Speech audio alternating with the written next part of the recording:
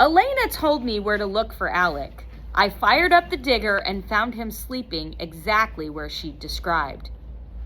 He hadn't moved an inch.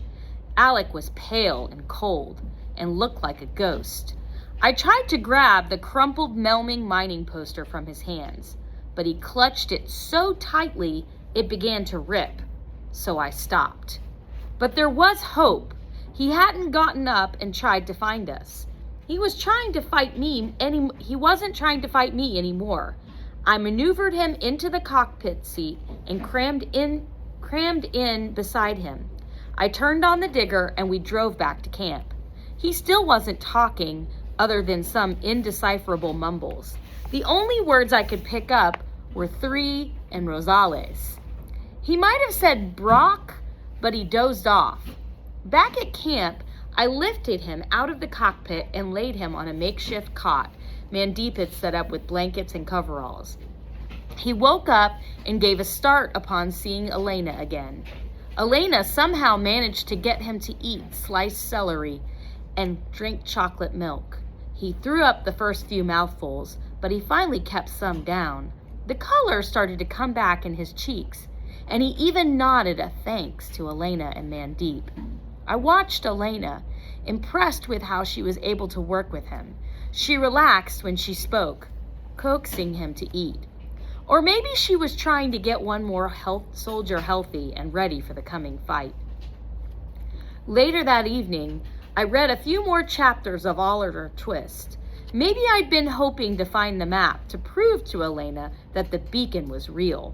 But there was no map, just the continuing saga of Oliver the orphan. Oliver grew up, escaped the orphanage, and became part of a band of street kids, being trained as a thief and a pickpocket by an old man named Fagin. Oliver was befriended by another orphan, the Artful Dodger, who was funny and incredibly skilled at lifting the valuables out of the coats of passing pedestrians. They'd walk away with no clue they'd just been robbed. The Dodger got me thinking. "Time to meet fearless leader," Elena said, interrupting my thoughts. "I'll go get everyone together so you can rally the troops." I nodded, shaking my head at her use of the word troops. I watched her walk away, took a deep breath, and braced myself for my speech. Elena's return had delayed it, but it was now time to put my nerves aside. The sound of approaching footsteps still made my pulse race. Finn was putting Darcy to bed while the rest of us gathered around the digger. I leaned against it and began to speak. "We need to talk together about what to do. Food needs to be rationed. I know some of you have been tempted to sneak some extras." I tried not to look at Jimmy, and that's okay, but it has to stop now. We need to conserve water. We need to find toilet paper. We need to not fight each other. I rubbed my nose and glanced at Pavel, his mouth set in a thin line. We need to keep moving. With this last one, I rapped my knuckles on the digger for effect and smiled. And all the things I just mentioned get a lot easier with this. Elena jumped in before I could go on. "There are more than a dozen diggers. We can use them to run, hide, look for food, explore, survive, but we can also use them to fight." That made me flinch. I didn't want Elena to mention that possibility yet. It was too scary a thought, and I could see everyone start fidgeting, stealing glances at each other. Maria began shaking. I quickly stepped in front of Elena and held my hands up to calm everyone. Not that we are going to do that unless we absolutely have to. And I don't see that happening anytime soon. Our job now is to stay safe and alive. Elena began shuffling a pebble on the ground with her foot, refusing to look up at me.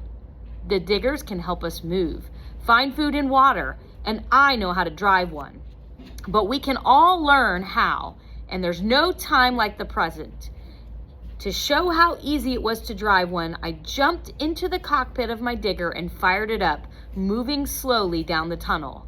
I looked back, expecting to see a minor parade, but only Elena was following. I turned off the engine and stood up. "What's going on?" I asked. It's not far, and we can all drive back." Maria and Mandeep walked away from us. Maria cried, "I'm not ready. I can't." Mandeep draped her arm around Maria's shoulders and led her back to the beds. I looked at Elena, who was frowning at them. Jimmy stood with his arms crossed, sneering at the digger. "Only an idiot would get behind the wheel of that death trap." "I'm no idiot. You want to kill yourself? Little Melming, go right ahead." Pavel pressed his lips even more tightly together and did not say a word. "I'll go," someone called, running up to the digger. "Finn, this looks so cool." "You'd have to be an idiot not to want to drive one." He leaned his head into the cockpit and looked at the glowing panel, letting out a low whistle. "Awesome!" Elena looked at him quizzically, but smiled. "That's the spirit," she said. His enthusiasm didn't work on Maria's sadness, but it did seem to dig at Jimmy's and Pavel's pride. Pavel took a step toward us and then looked at Jimmy. "What's the matter, Murphy? Scared?" Jimmy gritted his teeth. "Scared like a moron like you will crash into me." But he started following as well, before anyone could change their minds. I sat back down and drove to the garage.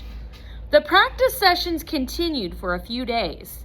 Finn was a natural, as was Elena. Jimmy was getting the knack of it, but Pavel was going to need more practice. He was always forgetting to start his disruptor before hitting the wall. Mandeep was able to coax Maria into taking part, as long as Maria was guaranteed she wouldn't have to fight.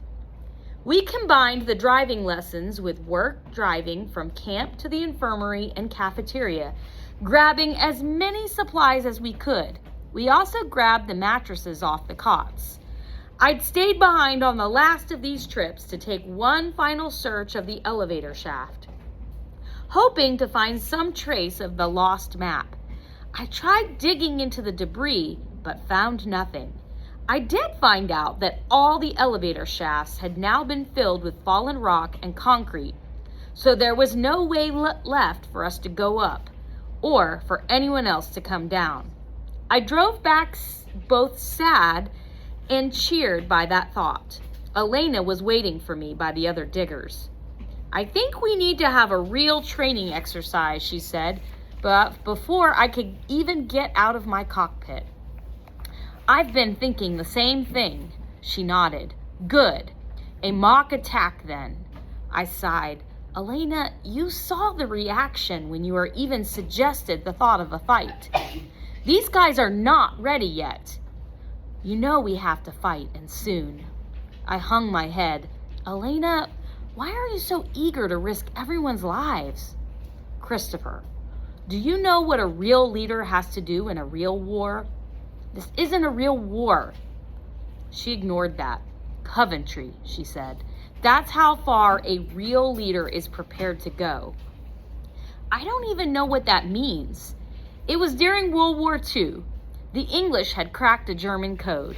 They could track all the German troops' movement, ships, planes, submarines. It could turn the tide of the World War II. One of the first things they deciphered was a German plan to bomb a city, Coventry. I stared at her, unsure where she was going. "You want to be a leader? Okay, imagine you're the top guy in England. You just found out Germany is going to bomb Coventry. What do you do? Save Coventry? If you save Coventry, it tips off the Germans that you know the code, and they'll never use it again." "So what did he do?" "He let the Germans bomb Coventry. At least that's the story." I paused. "That's horrible." "No, that's how far a true leader has to go. In war, you sometimes have to sacrifice your own people to win." I thought about what she was saying. Could I ever do that? No. And I hoped I never had to truly find out. "How about a different kind of story?" I said at last, thinking of the Artful Dodger. "Pickpockets." She stared at me. "Is this a joke?" "No, it's from a book. If you are smaller and unarmed, you can't fight back on equal terms. Instead, you take what you can. She cocked her head. I'm listening, she said.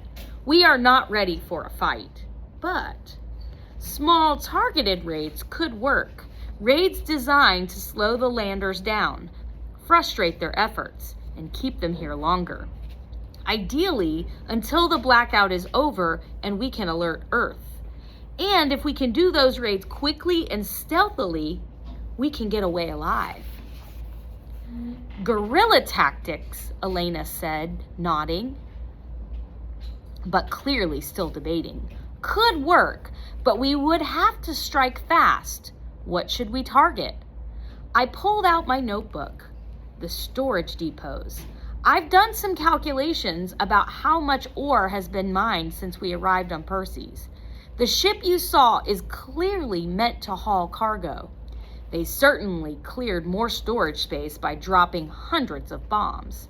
And much of the ore that's been moved from here to the main depot hasn't been processed. They still need to separate the actual minerals from the rock. I nodded.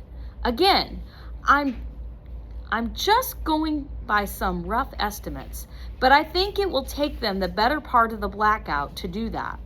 And once they are done, they'll go back to Earth and we'll die a fast or a slow death up here on Perseus. And they've already been on Perseus for more than a week.